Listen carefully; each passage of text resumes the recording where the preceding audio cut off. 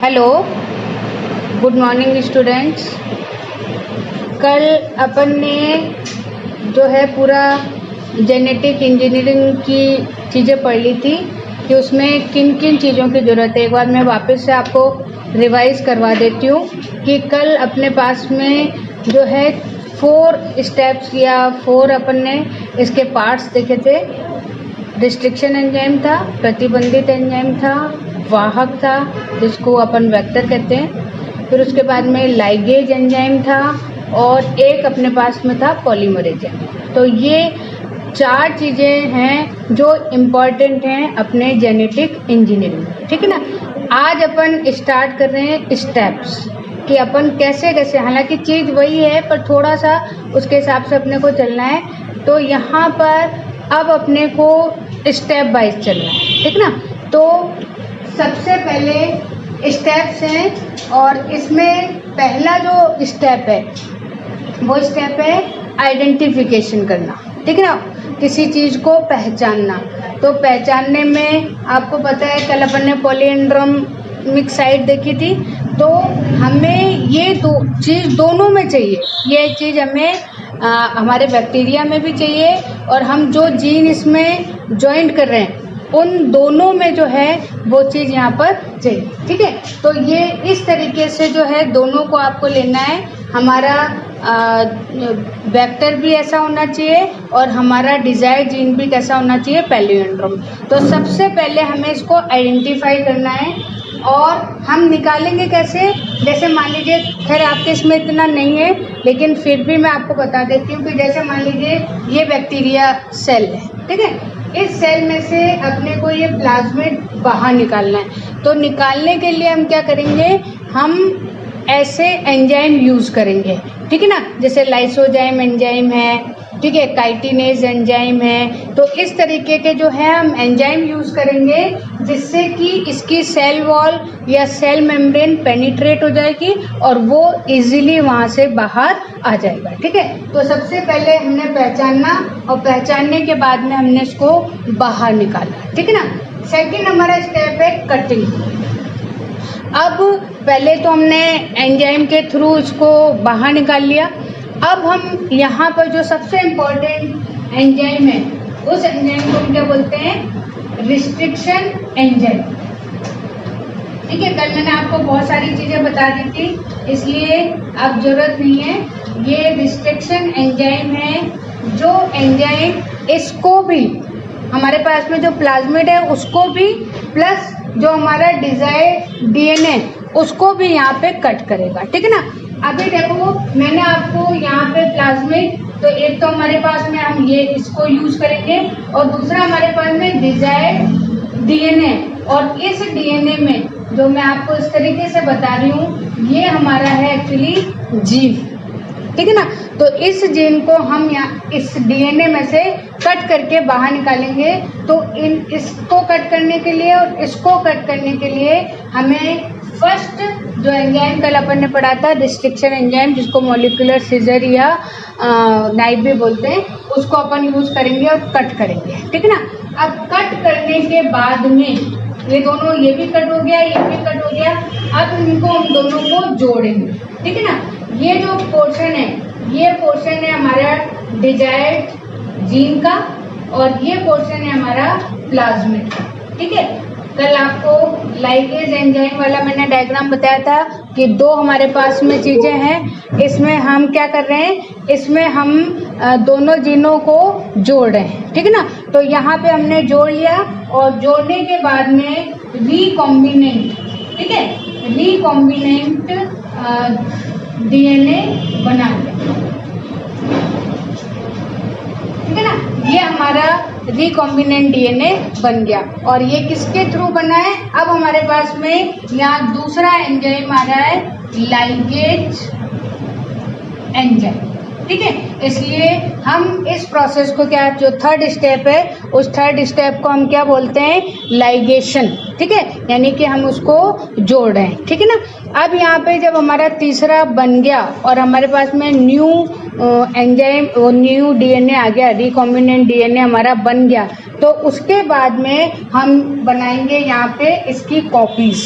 ठीक है, और इस कॉपीज को हमने जो फोर्थ स्टेप नाम दिया है, वो फोर्थ स्टेप नाम क्या दिया है, क्लोनिंग। ठीक है ना। तो इस क्लोनिंग के थ्रू जो है हम इसकी मल्टीपल कॉपीज बनाएंगे, और बनाने का जो काम है, ये काम जैसे पीसीआर टेक्निक है, उस टेक्निक से हम यहाँ पे बना लेंगे, और बहुत सारे।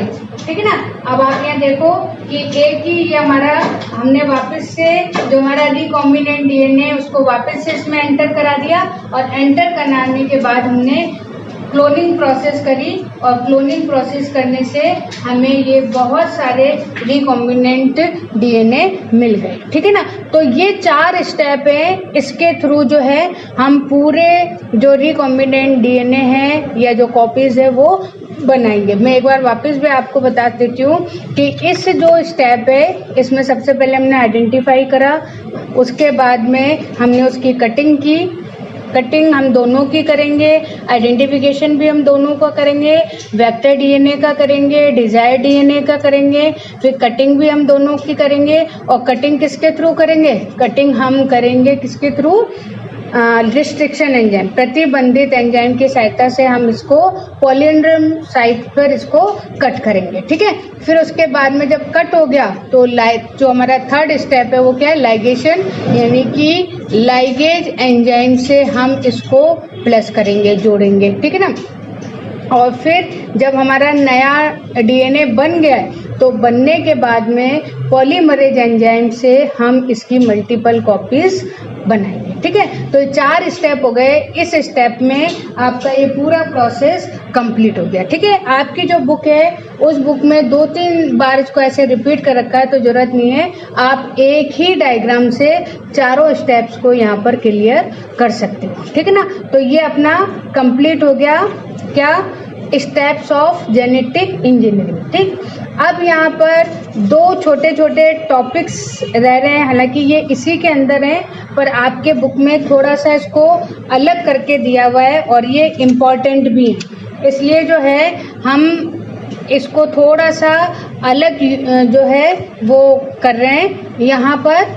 हाँ, तो अब अपन यहाँ पे 2 टेक्निक यूज़ करेंगे।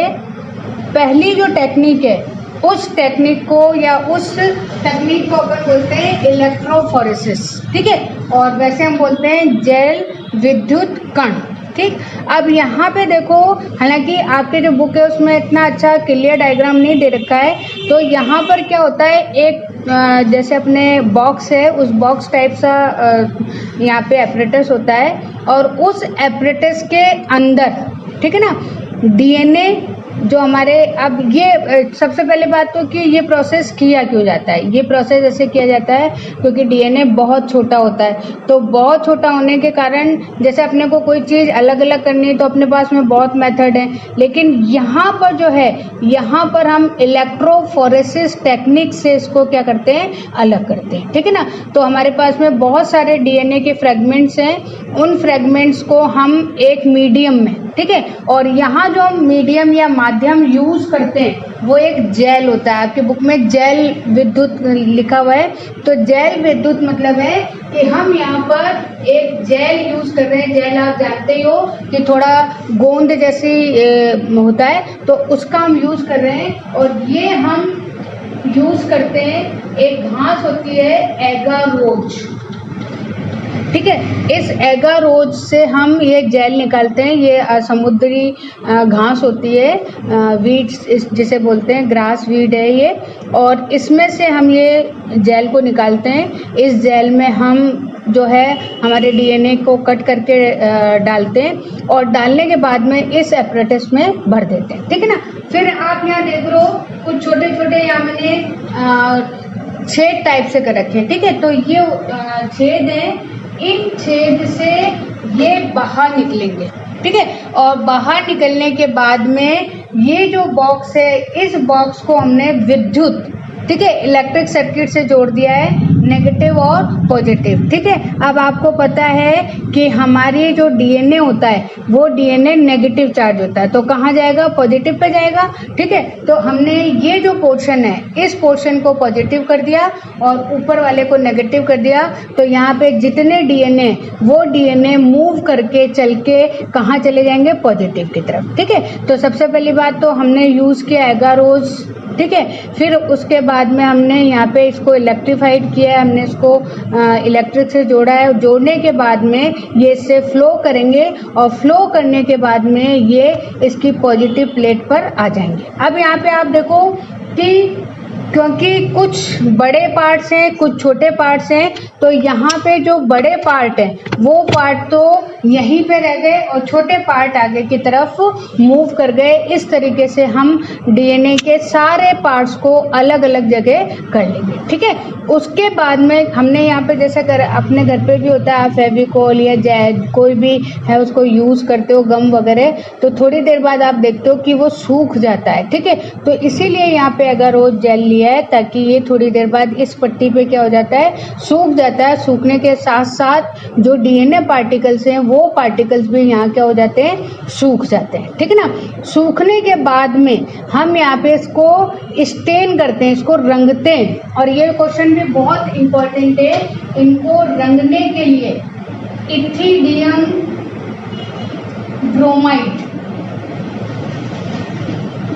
इस रसायन का उपयोग किया जाता है। कई बार आता है कि जो क्रोमोसोम है, क्योंकि डीएनए भी किसका क्रोमोसोम भी किसका बना होता है? डीएनए का बना होता है। ठीक है, तो उसको रंगने के लिए उसको कलर करने के लिए हम किसको यूज़ करते हैं? किस केमिकल को यूज़ करते हैं या किस स्टेन को यूज़ करते हैं? तो वो हमारा क्या है? Ethidium bromide. ठीक है, तो इससे हम इन जो जितने भी फ्रेगमेंट्स हमने कलेक्ट किए हैं इनको पहले रंगते हैं, इनको स्टेन करते हैं और स्टेन करने के बाद में क्योंकि चिपके वो यहीं रहेंगे, इस जो पट्टी है इस पट्टी पे हम अल्ट्रावायलेट, ठीक है, अल्ट्रावायलेट रेज आप जानते हो, तो वो रेज हैं वो रेज इसके ऊपर डालते हैं। ठीक है, और डालने से हमारा जो डिजायर्ड जीन है वो जीन इस किरणों के कारण थोड़ा सा रेड ऑरेंज कलर का आपको दिखाई देगा। ठीक है, तो हमने आइडेंटिफिकेशन कर लिया, हमने इसको कट भी कर लिया।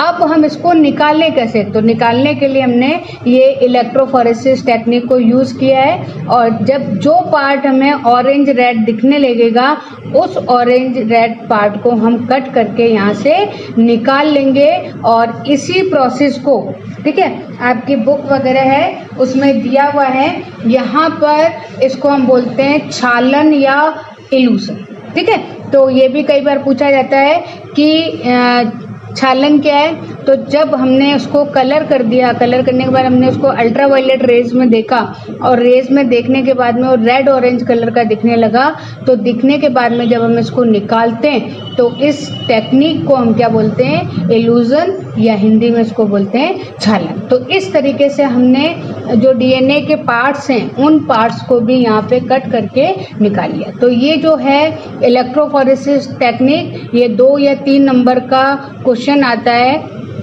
इम्पॉर्टेंट है। इसमें आप इसकी पूरी मेथड बताएंगे प्लस इसका जो एपरेटस है उस एपरेटस का यहाँ पे डायग्राम बनाएंगे। ठीक है ना, तो ये पूरी प्रोसेस आपकी किसकी हो गई? इलेक्ट्रोफोरेसिस टेक्निक की। अब मैं आपको अगली जो टेक्निक कराऊंगी वो टेक्निक कौन सी कराऊंगी? पीसीआर। ठीक है, हमारे पास में सेकेंड जो टेक्निक है वो टेक्निक है पीसीआर। ठीक है, पीसीआर पॉलीमरेज चेन रिएक्शन। ठीक है, इसको हिंदी में वही बोलते हैं पॉलीमरेज श्रृंखला अभिक्रिया। ठीक है, केमिस्ट्री में आप पढ़ते हो ना एक के बाद एक, तो उसी तरीके से यहाँ पे पॉलीमरेज चेन रिएक्शन है। ठीक है ना, अब ये जो प्रोसेस है ये प्रोसेस जो है आपके बुक में दे नहीं रखा है, बाकी ये दिया था कैरी मुलिस ने। ठीक है ना, स्टार्टिंग में मैंने आपको बताया भी था, ये जो है ये आपका दिया था कैरी मुलिस ने। ठीक है ना, और इसमें उन्होंने एक बैक्टीरिया यूज़ किया था थर्मस इक्वेटस, तो उसको इसलिए यूज़ किया था क्योंकि उसके अंदर जो है ऐसे एंजाइम्स होते हैं जो एंजाइम 72 डिग्री पे भी कैसे रखते हैं, मतलब मोर एक्टिव, और 90 तक इवन वो जो होते हैं मतलब एक्टिव रहते हैं। तो इसलिए जो है हाई टेम्परेचर पे ये इजीली वर्क कर सकता है, इसलिए उन्होंने इसको यूज़ किया, ठीक है ना। अब इसके लिए हमें क्या करना है, इसके लिए हमें सबसे पहले हमने डीएनए की एक स्ट्रैंड ली, डबल स्ट्रैंड ली, और उसके अंदर हमने जो, क्योंकि रिकॉम्बिनेंट डीएनए हमारा बन चुका है, तो उस डिजायर्ड जीन को जिसकी कि हमें मल्टीपल कॉपीज बनानी है, उस कॉपीज को रिकॉग्नाइज साइट को हमने आइडेंटिफाई किया। फिर उसके बाद में हम इसको न्यूट्रलाइज कर देते हैं। न्यूट्रलाइज मतलब एक स्टैंड अलग और एक स्टैंड अलग। तो हमने इसको अलग अलग कर लिया, और अलग अलग करने के बाद में यहाँ पर पहले एक छोटा सा प्राइमर बना, ठीक है। अब ये ध्यान रखना है, ये हालांकि आपकी 11th की चीज़ है कि जो डीएनए है उन डीएनए में 2 हेलिक्स होते हैं, और दोनों हेलिक्स की पोलैरिटी, ध्रुवता अलग अलग होती है। अगर एक 3 डैश से स्टार्ट हो रहा है तो 5 डैश पे खत्म होगा, और दूसरा 5 डैश से स्टार्ट होगा और 3 डैश पे खत्म होगा। तो इसी तरीके से हमने इसकी दोनों स्ट्रैंड को अलग कर ली। अब यहाँ जो प्राइमर बनेगा वो 5 डैश टू 3 इधर मूव करेगा, और जो इस तरफ बनेगा प्राइमर वो इस तरफ मूव करेगा। तो दोनों का डायरेक्शन जो होगा वो अलग होगा। और प्राइमर हर समय, किसी भी डीएनए पे प्राइमर हर समय होता है आरएनए, ठीक है। प्राइमर से क्या मतलब होता है कि जैसे मान लीजिए आपको कहीं कलर पेंट कराना है, ठीक है, तो कलर पेंट कराने के लिए अच्छी फिनिशिंग के लिए आप पहले क्या यूज़ करते हो, प्राइमर। तो उसके बाद में फिर आप उस पर कलर यूज़ करते हो। तो यहाँ पे जो आरएनए है वो डीएनए के लिए प्राइमर की तरह काम करता है, ठीक है ना। अब जब प्राइमर हो गया, उसके बाद हमारे पास में जो बैक्टीरिया है थर्मस इक्वेटस, इसमें पॉलीमरेज डीएनए है और वो एंजाइम है, और वो एंजाइम जब ये 30 साइकिल्स चलेगा, तो उस 30 साइकिल, मैंने यहाँ लिखा भी है, 30 साइकिल में 10 लाख कॉपीज ये है वो बना देगा, ठीक है। तो ये जो टेक्निक है, ये टेक्निक किसकी है, पीसीआर टेक्निक, ठीक। तो अब ये इसमें इनके यहाँ तो मैंने डायग्राम आपको समझाए हैं, लेकिन साथ साथ में मैं आप इसके डायग्राम भी आपको बहुत अच्छे भेज रही हूँ, क्योंकि आपकी बुक्स अभी नई बनी है तो इसमें इतने अच्छे डायग्राम्स नहीं है। तो जो मैं आपको नेट पे भेज रही हूँ डायग्राम्स, उनको आप उसको कॉपी कर लो, ठीक है। तो आज अपना स्टेप्स हो गया जेनेटिक इंजीनियरिंग का, और चारों अपन ने स्टेप कर लिए। उसके बाद में इलेक्ट्रोफोरेसिस टेक्निक कर ली, और फिर पीसीआर टेक्निक कर ली। तो ये सारी चीज़ें आपकी कंप्लीट हो गई।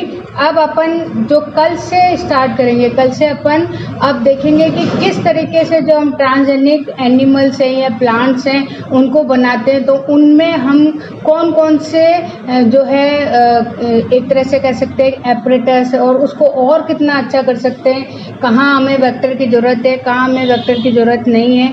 तो ये सारा जो डिटेल है ये अपन कल करेंगे, ठीक है। Okay, thank you. और कोई भी इसकी क्वेरी हो तो वो आप मेरे को, मेरे जो पर्सनल व्हाट्सएप है, या आप फ़ोन भी कर सकते हो, तो फ़ोन के हिसाब से आप मेरे से पूछ सकते हो, ठीक है। और काम आपको रेगुलर, अगर किसी के पास में बुक अभी अवेलेबल नहीं है तो वो मुझे कहना, तो मैं उसकी PDF आपको भेज दूँगी। बाकी अभी जो शॉप्स वगैरह हैं उन पर बुक्स आ चुकी हैं, तो आप वहाँ से हिंदी मीडियम वाले हिंदी की ले लो, इंग्लिश मीडियम वाले इंग्लिश की ले लो, क्योंकि अपने पास टाइम बहुत कम है और सिलेबस है, तो अपने को थोड़ा सा जल्दी ही चलना पड़ेगा। Okay, thank you.